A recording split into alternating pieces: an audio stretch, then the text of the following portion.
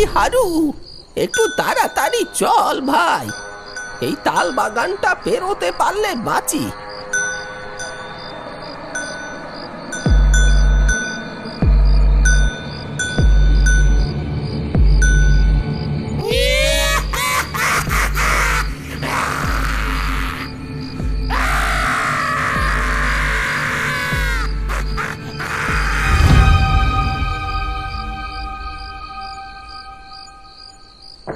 আকাশের অবস্থা বেজায় খারাপ। এক্ষুনি আকাশ ভেঙে বৃষ্টি নামবে। প্রতি বুধবার গয়লাপাড়ার মাঠে হাট বসে, আর সেইখানেই গ্রামের মানুষ আসে কেনাকাটি করতে।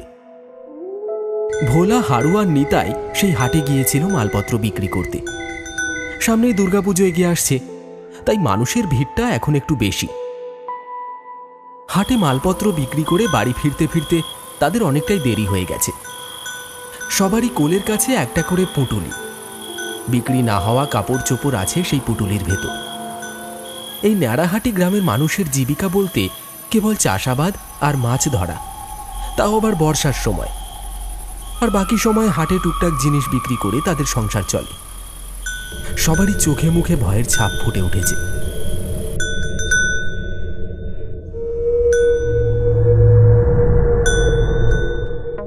এই হারু, একটু তাড়াতাড়ি চল ভাই, এই তাল বাগানটা পেরোতে পারলে বাঁচি। এই তো চলেই এসেছি, আর খানিকটা, তাহলে এই তাল বাগানটা পেরিয়ে যাবে। হঠাৎ করে কি যে শুরু হলো এই গ্রামে, কে জানে। কি আর হবে, শয়তানদের নজর লেগেছে কাকা। এই পুজোর সময় কটা টাকার মুখ দেখতে পাই সবাই, আর শয়তানের জ্বালায় সবার পেটে লাথি পড়ল। বেশ কিছুদিন ধরে এই ন্যাড়াহাটি গ্রামে কিছু অদ্ভুতুড়ে কার্যকলাপ শুরু হয়েছে, তাও এই তালবাগানে। প্রায় 1.5-2 কিলোমিটার ফাঁকা মাঠের মাঝখানে এই তালবাগানটা অবস্থিত।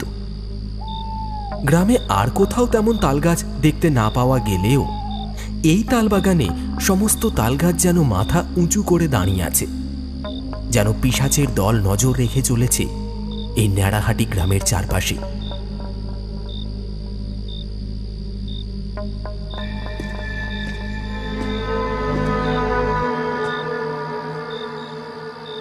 কি রে নিতাই, এত গন্ধ আসছে কোত্থেকে?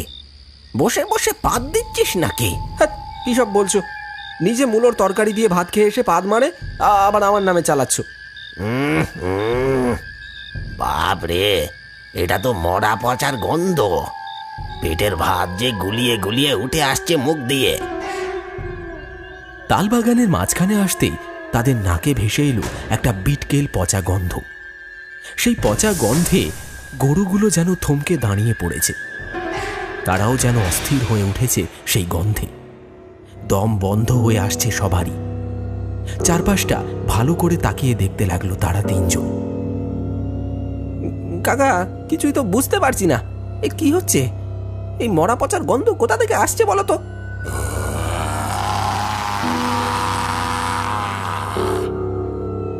আর এই শব্দটা কোথা থেকে আসছে? একটু চুপ কর, ভালো করে বুঝতে দে ব্যাপারটা। গতিক সুবিধের মনে হচ্ছে না আমার। তারা তিনজন চারপাশটা ভালো করে দেখতে লাগলো। বিটকেল গন্ধে তাদের দম বন্ধ হয়ে আসছে। গরুগুলো যেন থমকে দাঁড়িয়ে পড়েছে, সামনে আর এগোতেই চাইছে না। ঠিক এমন সময় তাদের নজর পড়ল তাল গাছের উপরে।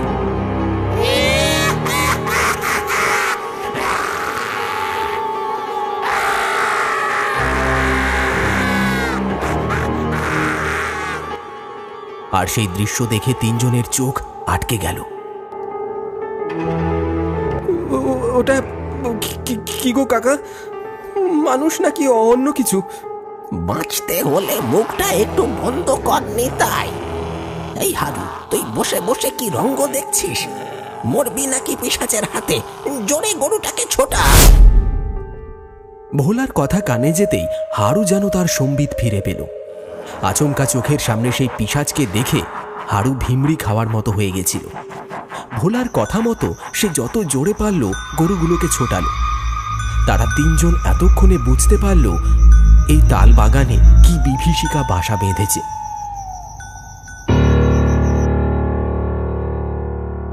বুড়ো বটতলায় মাচাতে গ্রামের সবাই বসে তখন গল্পগুজব করছে। সামনে পুজো এগিয়ে আসছে, তাই এবারে কি হবে আর কি হবে না সেই নিয়ে আলোচনা করছে গ্রামের মানুষজন। মদন খুড়ো বলল, এ পুজো তো এগিয়েই এলো, তোমরাই বলো কি করে কি হবে এবার।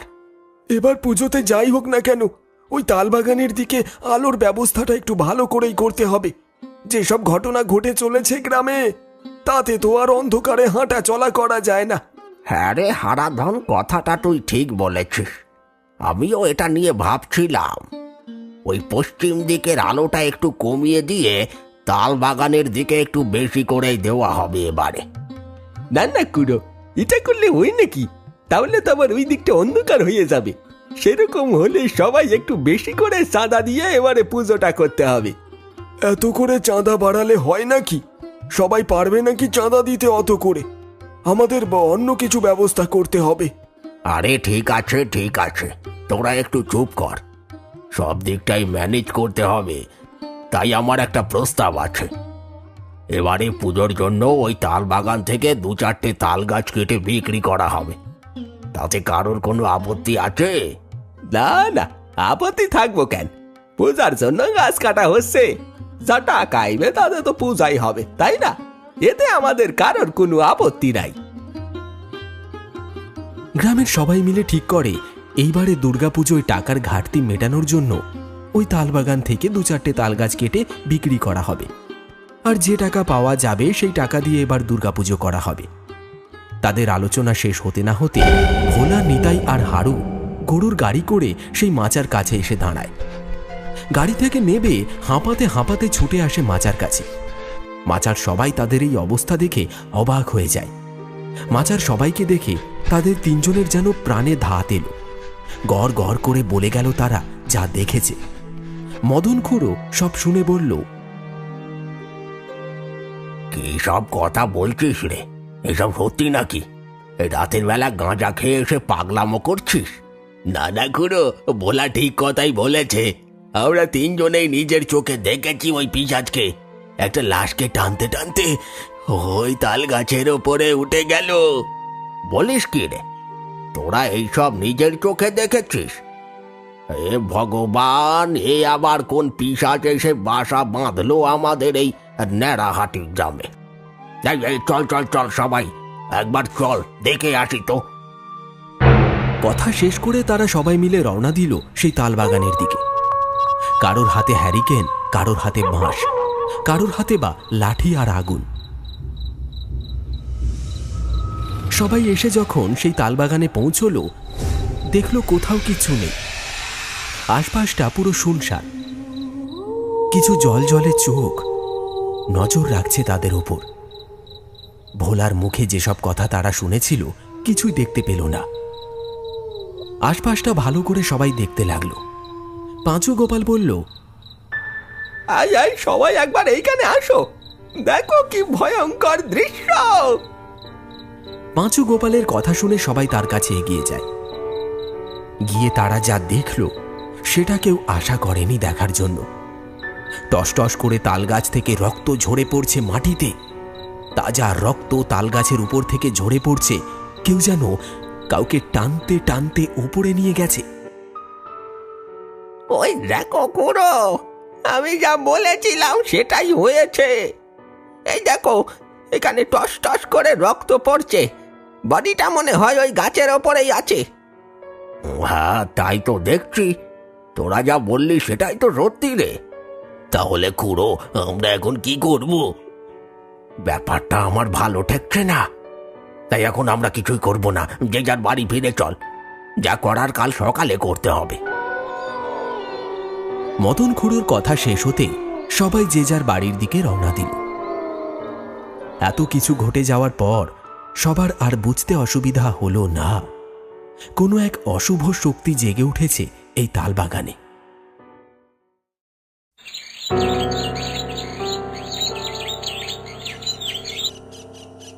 ভোরের আলো তখন সবেমাত্র ফুটেছে।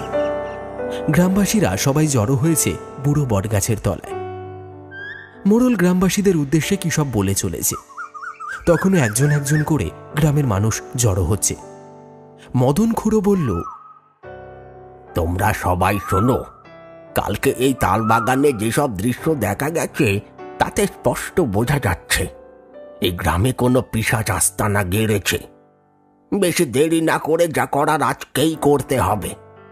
তাই নিতাই আর হারুকে পাঠানো হয়েছে ভৈরব ওঝার কাছে। তিনি এলে কি করতে হবে আর কি করতে হবে না সব বলে দেবেন। মদন খুড়োর কথা শেষ হতেই হারু আর নিতাই ভৈরব ওঝাকে নিয়ে হাজির হয়। আসুন বাবা, আসুন। আপনি সবই শুনেছেন ওদের মুখ থেকে, আর আমি কি বলি বলুন? এবার আপনি বলুন আমরা কি করব? আমি সবই শুনেছি ওদের মুখ থেকে। চল, আগে আমাকে ওই তাল বাগানে নিয়ে চল, তারপর আমি বলছি কি করতে হবে। তার আগে দুজনকে নিয়ে যেতে হবে যারা ওই তাল গাছ কাটতে পারবে।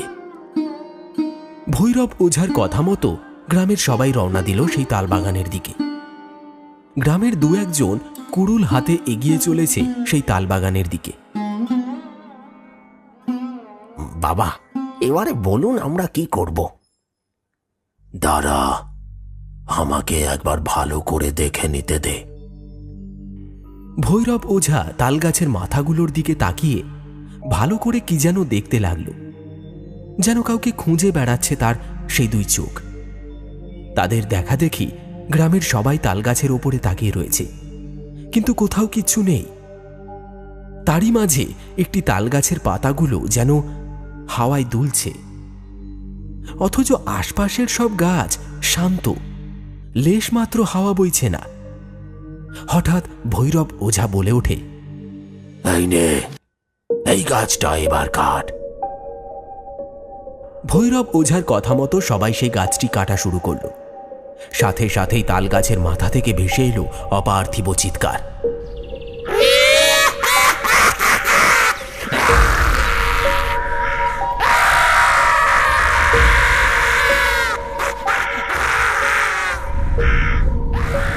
যেন কেউ হুঙ্কার করে বারণ করছে তাল গাছ না কাটতে।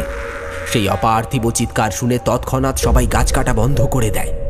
মদন খুড়ো বলে, বাবা, এইবারে আমরা কি করব বাবা? গাছ কাটার ফলে ওই পিশাচ যে রেগে গেছে। ভয় পাস না তোরা, গাছ কাট, যা করার আমি করব। সবাই আবার গাছ কাটতে শুরু করল। গাছের উপর থেকে সেই পিশাচের চিৎকার শুধু সবার কানে ভেসে আসছে।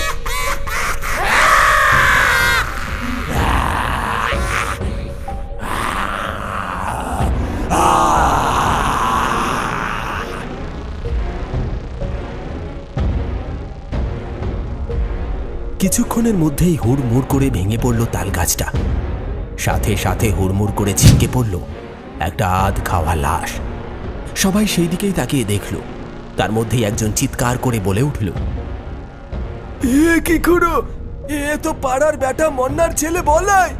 বেশ কয়েকদিন ধরে ওকে খুঁজে পাওয়া যাচ্ছিল না। তার মানে পিশাচ ওকে এই তাল গাছে আটকে রেখেছিল। সবাই একে নিয়ে যাও, ওর সৎকারের ব্যবস্থা করো। অনেক দিন হয়ে গেছে ওই পিশাচ ওকে এই গাছে বন্দি করে রেখেছে, আর শরীর থেকে মাংস ছিঁড়ে ছিঁড়ে খেয়ে নিজের ক্ষুধা মিটিয়েছে। এবার যা করার আমি করব। আজকে রাতে সেই পিশাচের শেষ রাত। কথা শেষ করে ভৈরব ওঝা কিছু একটা মন্ত্র বলে সেখানে কিছু তালগাছের উপর জল ছিটিয়ে দিচ্ছে। বলাইকে শ্মশানে নিয়ে যাওয়া হয় তার সৎকারের জন্য। তারপর গ্রামের মানুষ নিজের ঘরে ফিরে যায়।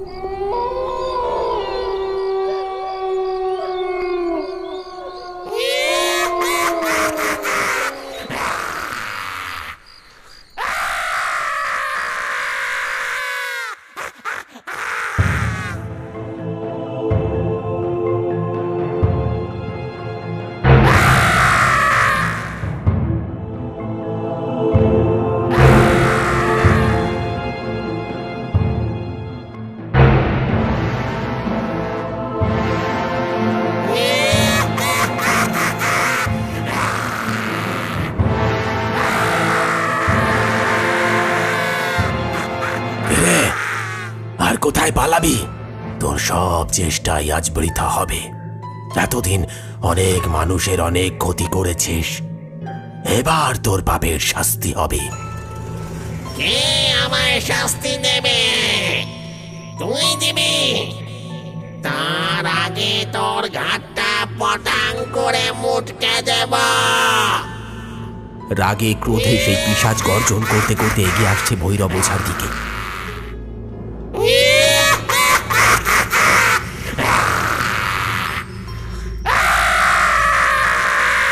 ঠিক তখনই ভৈরব ওঝা কিছু একটা মন্ত্র বলে হাতের মধ্যে থাকা ছাই ভস্য ছুঁড়ে দিল সেই পিশাচকে লক্ষ্য করে।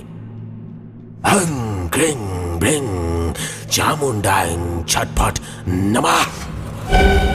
সাথে সাথে সারা শরীরে দাউ দাউ করে আগুন জ্বলে উঠল।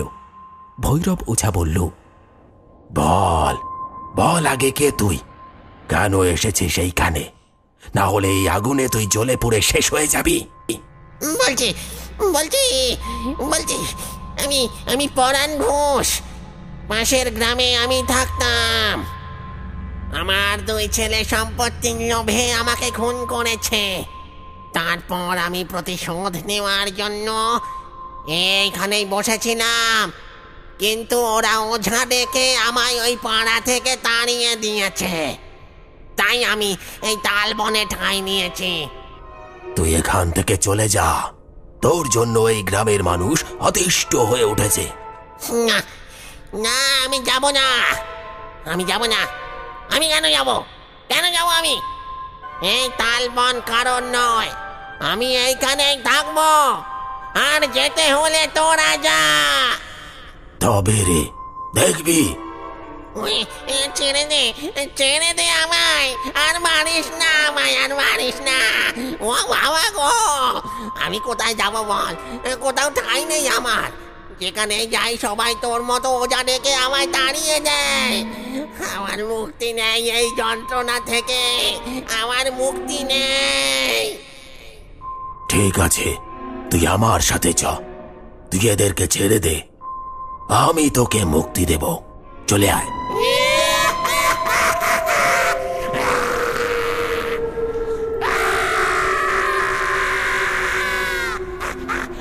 সবাই দেখল সেই পিশাচ কালো ধোয়ার কুণ্ডলী হয়ে ভৈরব ওঝার ঝুলির মধ্যে প্রবেশ করল।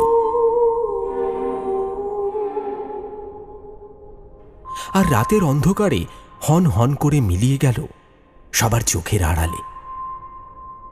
এই ঘটনা এতটাই তৎক্ষণাৎ ঘটল যে গ্রামবাসীরা কিছুই বুঝে উঠতে পারল না। শুধু এইটুকু ভেবেই স্বস্তি পেল যে পিশাচের হাত থেকে মুক্তি পাওয়া গেছে। অগত্যা সবাই যে যার বাড়ি ফিরে আসে।